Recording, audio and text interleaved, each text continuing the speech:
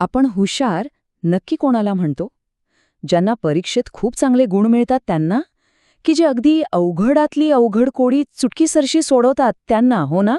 वर्षानुवर्षे बुद्धिमत्तेची साधारणपणे हीच व्याख्या आपण ऐकत आलो आहोत. पण थांबा, ही गोष्ट इथेच संपत नाही.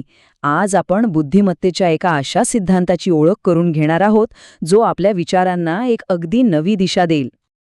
हा प्रश्न खूप महत्वाचा आहे, कारण जर हुशारी फक्त पुस्तकी ज्ञानापुरतीच मर्यादित असेल, तर मग जगात यशस्वी होण्यासाठी लागणाऱ्या इतर अनेक कौशल्यांचा काय? म्हणजे बघा, लोकांमध्ये सहज मिसळण्याची कला किंवा एकदम नवीन कल्पना शोधून काढण्याची क्षमता, याचा काय? कदाचित बुद्धिमत्तेचे आपण विचार करतो त्यापेक्षा कितीतरी जास्त प्रकार असू शकतात. चला तर मग या प्रवासाला सुरुवात करूया. आपण सगळ्यात आधी बुद्धिमत्तेच्या पारंपरिक कल्पनेच्या पलीकडे पाहू. त्यानंतर आपण रॉबर्ट स्टर्नबर्ग यांच्या त्रिशाखीय सिद्धांताच्या जगात जाऊ, जिथे विश्लेषणात्मक, सर्जनशील आणि व्यावहारिक बुद्धिमत्तेची ओळख होईल.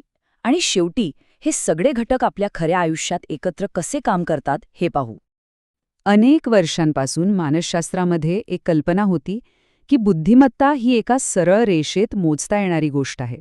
म्हणजे जसं आपण उंची मोजतो अगदी तसंच. बुद्ध्यांक म्हणजे IQ चाचण्यांद्वारे कोणाचीही बुद्धिमत्ता मोजता येते. यालाच जी फॅक्टर किंवा सामान्य बुद्धिमत्ता असंही म्हटलं जायचं. पण 1985 मध्ये मानसशास्त्रज्ञ रॉबर्ट स्टर्नबर्ग यांनी या पारंपरिक विचारांना एक जोरदार धक्का दिला. त्यांनी एक साधा प्रश्न विचारला, एखादी व्यक्ती परीक्षेत तर उत्तम गुण मिळवते, पण रोजच्या जीवनातील साध्या सोप्या समस्या सोडवण्यात अपयशी ठरते, तर मग ती व्यक्ती खरोखरच कमी बुद्धिमान आहे का? स्टर्नबर्ग यांच्या मते खरी बुद्धिमत्ता केवळ पुस्तकी ज्ञानापुरती मर्यादित असूच शकत नाही. त्यात व्यावहारिक शहाणपण आणि काहीतरी नवीन निर्माण करण्याची क्षमता यांचाही समावेश असतोच. आणि ह्याच विचारातून स्टर्नबर्गांनी आपला प्रसिद्ध त्रिशाखीय सिद्धांत मांडला. हा सिद्धांत मानवी क्षमतेकडे पाहण्याचा आपला दृष्टिकोनच बदलून टाकतो आणि बुद्धिमत्तेचे एक अधिक परिपूर्ण चित्र आपल्यासमोर ठेवतो. नावावरूनच लक्षात येतं की स्टर्नबर्गच्या सिद्धांतांनी बुद्धिमत्तेला 3 मुख्य आणि एकमेकांपासून बऱ्यापैकी वेगळ्या घटकांमध्ये विभागलाय. चला तर मग हे 3 प्रकार नेमके कोणते आहेत ते पाहूया. तर स्टर्नबर्ग यांच्या सिद्धांताचे हे 3 आधारस्तंभ आहेत. 1. विश्लेषणात्मक बुद्धिमत्ता म्हणजेच आपलं पुस्तकी ज्ञान. दुसरी सृजनशील बुद्धिमत्ता, जी आपल्याला नवनवीन कल्पना सुचवते.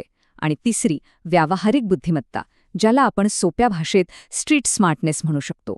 चला आता यातल्या प्रत्येक प्रकाराला जरा जवळून पाहूया. सुरुवात करूया विश्लेषणात्मक बुद्धिमत्तेपासून. हा तो प्रकार आहे ज्याच्याशी आपली सगळ्यांची चांगलीच ओळख आहे. आपल्या शाळा कॉलेजात ह्याच बुद्धिमत्तेला सर्वाधिक महत्त्व दिलं जातं, नाही का? सोप्या भाषेत सांगायचं झालं तर विश्लेषणात्मक बुद्धिमत्ता म्हणजे माहितीचं विश्लेषण करून, तर्क लावून एखादी समस्या सोडवण्याची क्षमता. पारंपरिक IQ चाचण्या याच गोष्टीवर जास्त लक्ष केंद्रित करतात. स्टर्नबर्ग यांच्या मते ही क्षमता आपल्या आतल्या मानसिक प्रक्रियेशी जोडलेली असते, म्हणूनच त्यांनी याला घटकीय म्हणजे कॉम्पोनेन्शियल असं म्हटलं आहे. ही बुद्धिमत्ता आपण रोजच्या जीवनात कशी वापरतो? बघा, गणिताचं एखादं अवघड समीकरण सोडवताना किंवा एखाद्या व्यवसायाची योजना आखताना किंवा कोणताही निर्णय घेण्याआधी सगळ्या बाजू तपासून पाहताना आपण याच बुद्धिमत्तेचा वापर करत असतो. ओके, आता वळूया बुद्धिमत्तेचा दुसऱ्या आणि अधिक नाविन्यपूर्ण प्रकाराकडे. ही अशी बुद्धिमत्ता आहे जी आपल्याला ठरलेल्या चौकटीच्या बाहेर जाऊन विचार करायला मदत करते. सर्जनशील बुद्धिमत्ता म्हणजे आपल्या जुन्या ज्ञानाचा आणि अनुभवाचा वापर करून काहीतरी पूर्णपणे नवीन तयार करणं.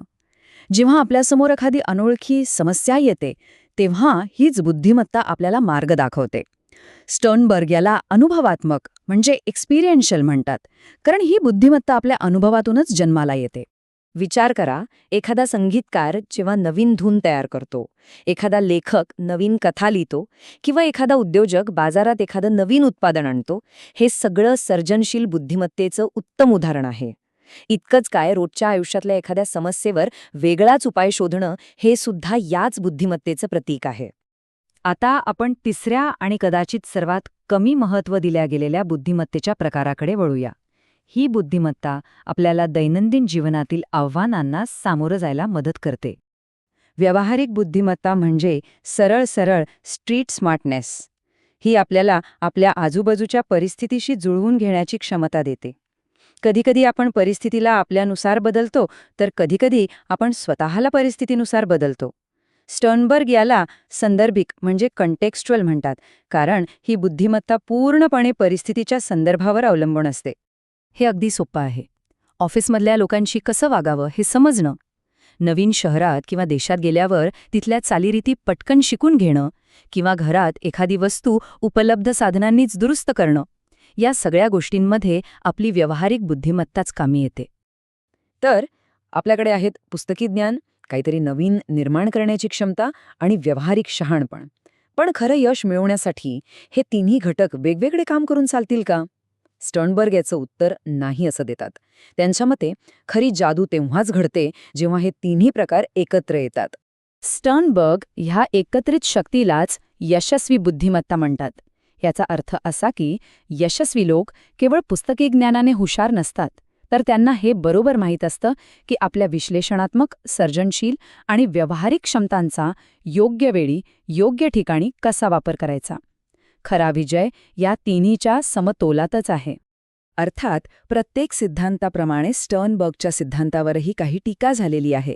काही विद्वानांच्या मते या सिद्धांताला पुरेसा संशोधनाचा आधार नाहीये आणि यातल्या काही संकल्पना अधिक स्पष्ट असायला हव्या होत्या. तर एक संतुलित दृष्टिकोन ठेवण्यासाठी हेही जाणून घेणं महत्त्वाचं आहे. तर या संपूर्ण विश्लेषणातून आपण काय शिकलो? 3 महत्त्वाचे मुद्दे आहेत. पहिलं म्हणजे बुद्धिमत्ता ही कोणतीही एकच स्थिर गोष्ट नाही. दुसरं, त्यात विश्लेषणात्मक, सर्जनशील आणि व्यावहारिक अशा तीनही क्षमतांचा समावेश असतो. आणि तिसरं, खरं यश तेव्हाच मिळतं जेव्हा आपण या तिन्ही क्षमतांमध्ये योग्य संतुलन साधतो. आणि आता एक विचार करण्यासारखा प्रश्न, प्रत्येकाने स्वतःच्या आयुष्यात डोकावून पाहण्यासारखा, की आपल्या दैनंदिन जीवनात, मग ते कामाच्या ठिकाणी असो किंवा घरी, या 3 पैकी कोणती बुद्धिमत्ता आपल्याला सर्वात जास्त मदत करते? याचं उत्तर काहीही असो, पण त्यावर विचार नक्कीच करायला हवा.